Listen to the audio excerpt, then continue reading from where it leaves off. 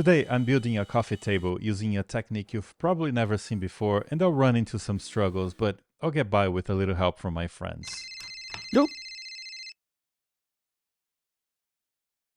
Fantine Canteen. I had a client ask me to make them a round coffee table for their living room, but their caveat is that it needed to have a pretty thick tabletop, but it could not be too heavy or expensive. Typically, this look is achieved by veneering the top and edges over a substrate, but this was not the look we were going for. Now, you've likely seen tables built with boards glued up at the bottom like you see here, but this kind of construction can lead to all kinds of wood movement issues depending on the glue up, and you can still clearly see that there's a second layer there. So what I decided to do was to adapt a technique usually done on rectangular tables by folding oversized boards over the edges, but I shaped the top into a circle with a lip underneath for a thicker look. This keeps the table seamless and avoids wood movement issues since all of the boards are glued up in the same direction. After milling the boards for the top and marking the center of each board for alignment purposes, I started gluing them up. Now, you might be wondering why I have boards of different lengths. A couple of 6/4 boards decided to potato chip on me, and I just couldn't get the 1 1/4 inch thickness that I needed after milling. Instead of replacing them, I did a little SketchUp planning and cut shorter pieces and used them towards the center, which would still allow me to get the right lip underneath. After the top was dry and off clamps, I turned it over so I could start cleaning the bottom to make it as flat as possible, and you'll see why in a bit. And I almost forgot, but I needed to make a physical mark where the center of the center board was in order to cut the circle later on. Then for some mysterious reason, I flipped the top over again to make the first cross cuts. I could have just done it from the other side, but I guess I needed a workout or something. This was a 42-inch round table, so the first cut was a little over 21 inches from the center. I always like to leave a little bit of extra just in case the center I marked wasn't perfect, which would create issues with tracing a full circle later on. I used my track saw with a guide rail square from TSO. I'm not sponsored by them, but I love it. I'll leave a link in case you want to check it out, along with a few other things I'm using for this build. I did not record this because I think you're getting tired of me flipping the top over and over again, but you're now seeing the bottom again. And by now you've probably guessed why I had to flatten the bottom earlier. That is so the folds would glue up seamlessly for a perfect bond. You saw me fold the cutoffs under the table, and now I needed to route the inside circle for the lip underneath. The art of operations here is really important. What I'm doing first is I'm making sure the folds are perfectly aligned with the top boards and putting some clamps to secure them in place. Then I sink some screws at the edges, and you might be confused. Screws? Really? Don't worry, the screws and respective holes are located outside of the perimeter of the top. They're there for two reasons. One, to temporarily clamp the folds while I cut the lip circle, and two, to help me realign everything afterwards. If you're confused, just keep watching. Then it's time for the actual routing of the internal circle. For that, I'm using my trim router and a circle jig I made out of a 1/4 inch MDF. I used the little center hole I had made a few steps ago as reference, and a scrap board to keep the jig at the same level as the lip. By the way, I'm using a compression bit because there would be cuts with the grain, across the grain, as well as end grain, and I wanted a clean cut. So now it was time to finalize the circle cut. With the trim router, I did 3 passes totaling about 5/8 of an inch. So now I needed to cut the remainder of the circle with the jigsaw, making sure to not cut into the lip so that I could use the pattern bit on my router table to make it perfect. For the bigger pieces, I struggled a little bit trying to clamp them in place in order to cut them and not my workbench. And even though it kind of worked in this first cut, my lack of patience punished me on the second one. What was I thinking? But I think I can fix that. The good news was this was going to be on the inside and under, so not visible. And as long as that part was flat, I'd be okay. So I cut the piece off, glued up in place with a combination of PVA glue and CA glue plus accelerator, and used some clamps in some sort of a weird arrangement. Then I just cleaned it up with a chisel and a block plane to make it perfect.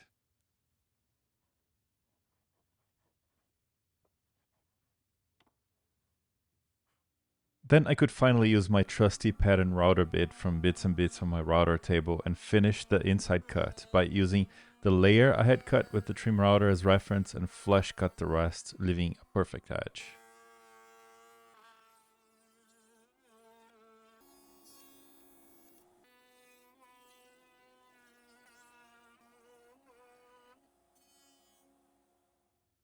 Next, glue up time. I'm hoping the reason why I decided to use screws here now makes more sense to you. As you can see, the screws allow me to perfectly locate the lips back in place so that the internal circle remains, well, a perfect circle.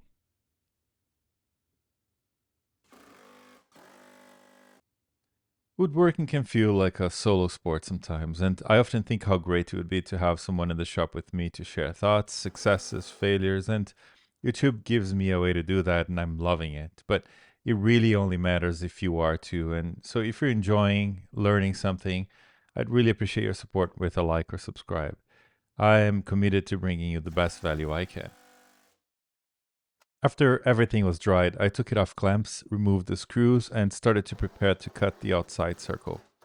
To do that, I applied double-sided tape to the bottom of my scrap piece and used a screw to help locate the exact center of the table. Then I removed the screw and used that hole to secure the centering pin for this Rockler circle jig. I'm using that now because I switched to my more powerful plunge router since I wanted to take a deeper cut, knowing the edges now are a full 2.5 inches. I made 4 passes with the router, but then the real struggle began. I planned to cut the axis with a jigsaw like I did for the inner circle, but my fast 2 blade was too short. I picked up the longest blade I could find at Home Depot and used my old jigsaw, which made the process slow and painful. The blade had a lot of deflection, so I had to cut carefully close to the edge, and it still left about 5/16 at the bottom, as you can see. Too much to remove safely with the router. Later, I realized I could have probably used a longer blade on my newer jigsaw, but I don't think it would have helped much. The best tool for these kinds of jobs is really the bandsaw, but I was avoiding it because of the size and awkwardness of the shape, but I came up with a way to go around that issue. I used my track saw and a pull saw to cut as much axis as I could to remove some weight and make it easier to maneuver it. Then I brought in this hydraulic table cart I got from Harbor Freight to load the top and have a support surface while I cut in the bandsaw. By the way, this thing has been surprisingly helpful in my shop. I highly recommend it. Again, not sponsored. And yes, it was indeed much easier using the bandsaw. In retrospect here, I would probably have lowered the guide a little closer to the material so that I'd have less flex on the blade. But everything went to plan and I was ready for the next step.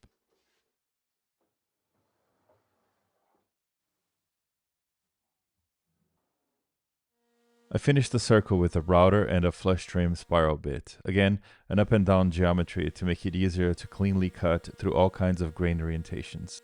And here's where you can really start appreciating how this construction method makes the edge look seamless. It's almost as if it was all made of a thicker board, since the bottom part of the table is nothing but a continuation from the top boards. After the top was shaped, I used my Rotex sander to clean up the top from glue squeeze and completely flatten it by slowly covering the whole surface in both directions. Next, I needed to fill some knots with epoxy, but I've learned the hard way it's important to apply protection first, especially with open grain woods like white oak, to prevent epoxy from seeping into surrounding areas. I used 2 coats of spray shellac. It dries fast and sends off pretty easily.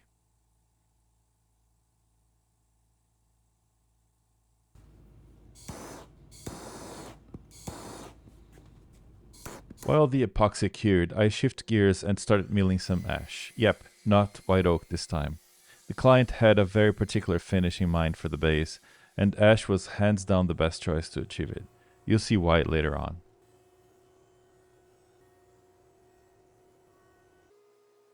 For the initial milling, I keep all my parts oversized and sticker stack them overnight to let them re-establish balance with the shop environment since I had just exposed new layers. The next day, I check for any movement, address them if needed, and then mill everything to their final dimensions.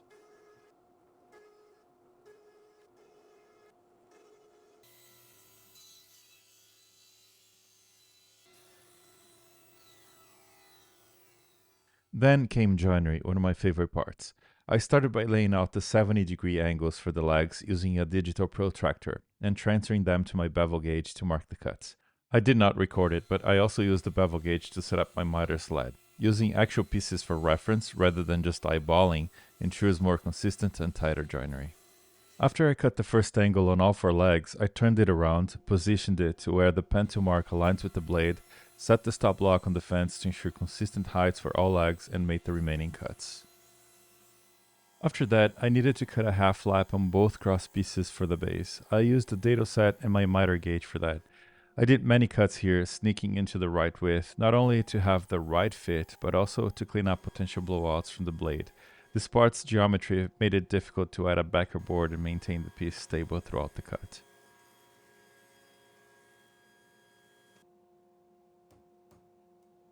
I was happy with the first piece and then started cutting the matching side. I like the fence micro adjustment process on this incremental gauge. It does require the use of a tool, which is slightly inconvenient, but it gives you a lot of control over how much you're moving the stop block, and it's very secure when tightened.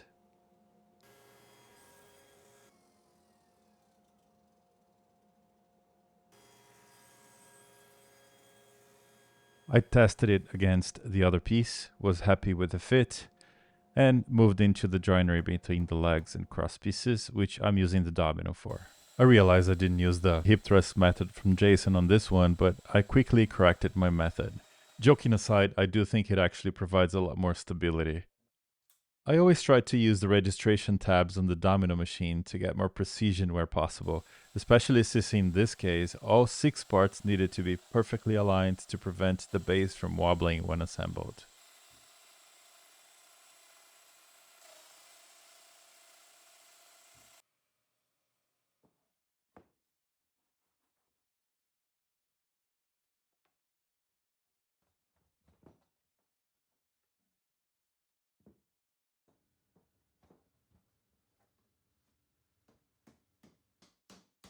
The dry fit was a success, so I moved on to the base glue up. I applied tape between the cross pieces for easier glue cleanup, pressing it with a metal ruler before cutting it to separate the 2 sides.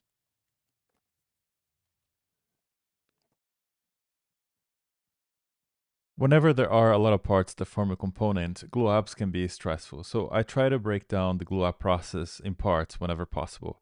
In this case, I started with the 2 cross pieces. I applied glue to all joining surfaces on the half lap on both pieces, hammered the heck out of it with a rubber mallet and a scrap piece to avoid marring, and clamped them together with an F-style clamp. Next, I glued up the dominoes to all legs, again saving time for when I put everything together later. And before I glued up the legs to the cross pieces, I made 4 clamping blocks out of a scrap piece that was cut in the same angle as the legs, and added some self-adhesive sandpaper to the bottom so that it would stay in place later on. This sandpaper was a really good find, by the way. Then it was off to the last stage of the glue up. Here you'll see how all of the clamps go together. The first clamp secures the clamping block to the cross piece, and the second, longer clamp brings the legs together with the cross piece.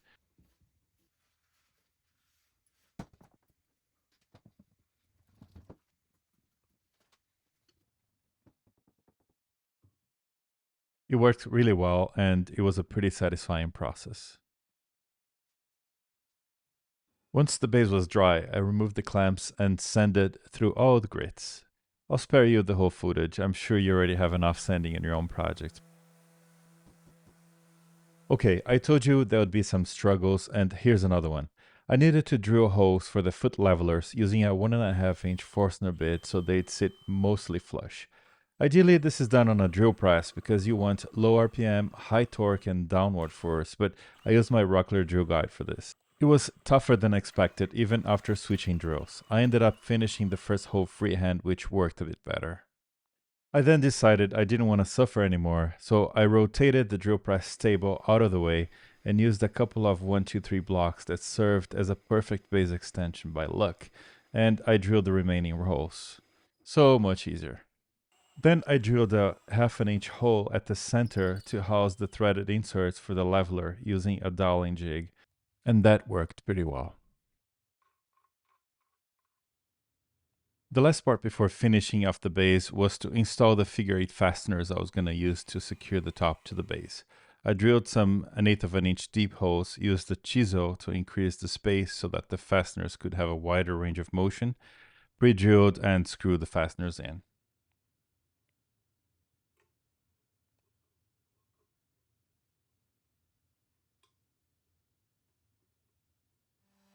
With the construction of the base out of the way, it was time to get the top ready for finish. I started by sanding the lip edges at the bottom, addressing some imperfections with CA glue and accelerator, then sanded the whole bottom and edges. For this project, I progressed the grids from 80 to 120, 150, and then 180. Next in the list was to clean up the excess epoxy that by now was cured. To do that, I used my trim router with a plunge base, added a couple of scrap pieces to the bottom, flipped it around, and used a piece of paper to set the height of the bit. That way I would have a very tiny little layer that I could just send off later, which is what you can see me doing here with the Rotex.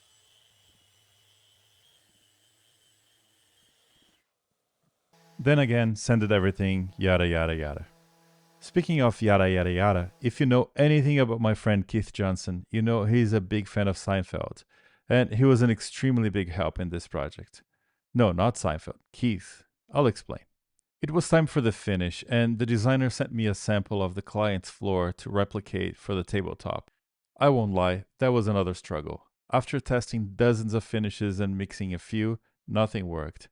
That's when Keith, fresh of his own finishing nightmare with a beautiful bathroom cabinet he had just built, came to the rescue. I showed him the sample, and like a machine, he quickly nailed it. General finishes, dye stain, medium brown.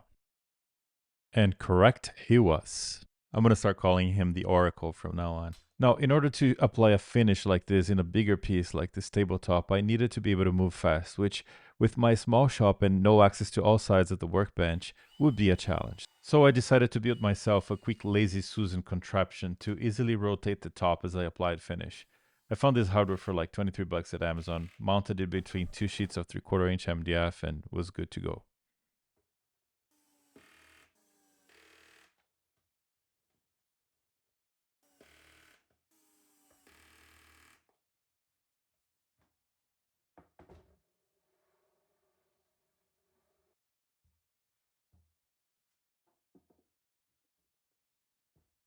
I used my grabber to position the top in place and rotated the top to ensure there wasn't anything on the way. Then it was go time for finish. I used a foam brush and had it fully saturated and not starving for stain. I made sure to keep a wet line to avoid lap marks. Once it was all on, I went back over everything with the saturated brush to get even coverage and then wiped off the excess as soon as possible. Because this was white oak, open grain, I noticed the stain bleeding in some spots, so I went back with a rag and just lightly tap over the excess stain and remove it. I had to do that for a good 30 minutes or so until I didn't see any extra spots. Then I flipped it around, lightly sanded the edges to clean up any drops from applying stain to the edge, and then did the same stain application process as with the top. Now, because this was a water-based product, the grain did raise a little bit, so I went over the whole surface with a maroon pad to knock down the grain and prepared for the last step in the process, which was to apply Rubio Pure. The process here is the same as with any other applications. You pour a bit, use a spreader to distribute the product over the top, and use a white Scotch pad to rub it in. Once it was all applied, I went back with a rag and removed as much excess as I could. Then I just buffed it off a little bit to ensure it didn't have any leftover spots and to increase the sheen a little bit.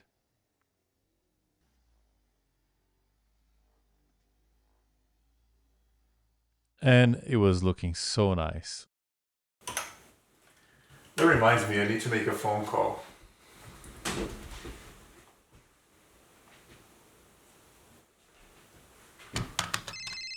Nope.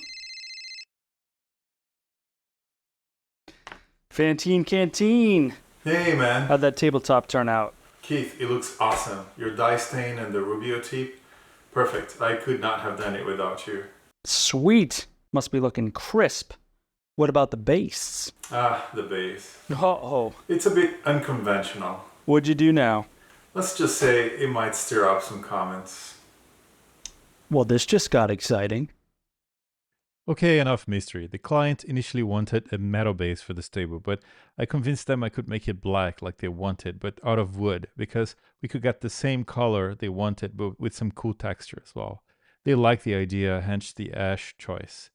The first step was to apply Rubio Monocoat Precolor Easy Intense Black.